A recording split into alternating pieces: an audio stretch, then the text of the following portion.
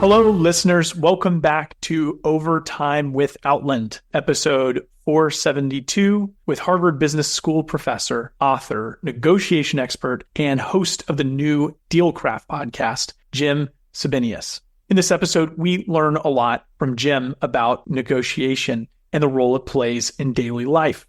One of the nuggets that I took away from this interview was that children are the best negotiators. They always approach from a position of weakness with zero leverage. You're more experienced, you're smarter, you have more money and more power as an adult, but you often still lose to a child.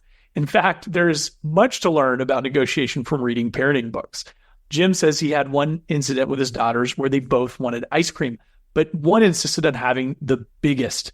He said, fine. You can have the biggest and your sister gets the hugest. It was a simple semantic game, but it opened his eyes to thinking outside the box in negotiation. Who was he to believe there was only one biggest? He also says the sheer repetition of negotiating with children, needing to do so on a nearly daily basis, is a valuable building block for other negotiation as well.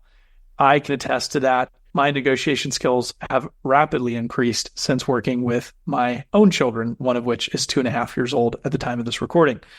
Number two, the success or failure of a negotiation often hinges much more on how you set the table and what you do in the lead up to that negotiation than on anything that happens in the room.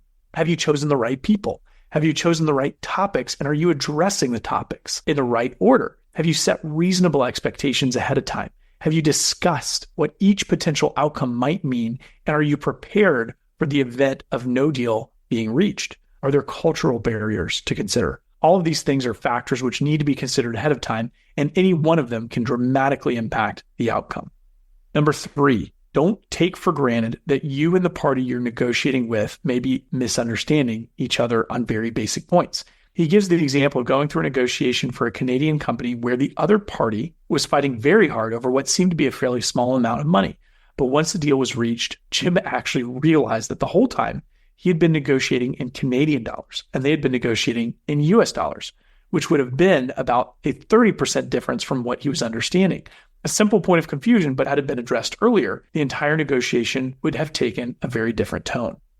Number four, an in-depth understanding of the area you're negotiating in is far more valuable than having outstanding negotiation chops. If negotiation is an area you want to get into, start by picking an area you're most passionate about or very knowledgeable in, and then gain negotiation skills from there, not the other way around.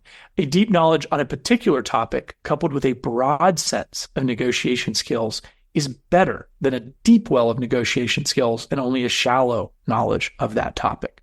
For these insights and so many more, check out the full interview in the Action Catalyst, episode 472 with Jim Sebenius. You will learn and understand from his anecdotes and stories a better picture of how to negotiate effectively, whether it's in business, in life, or with your own kids.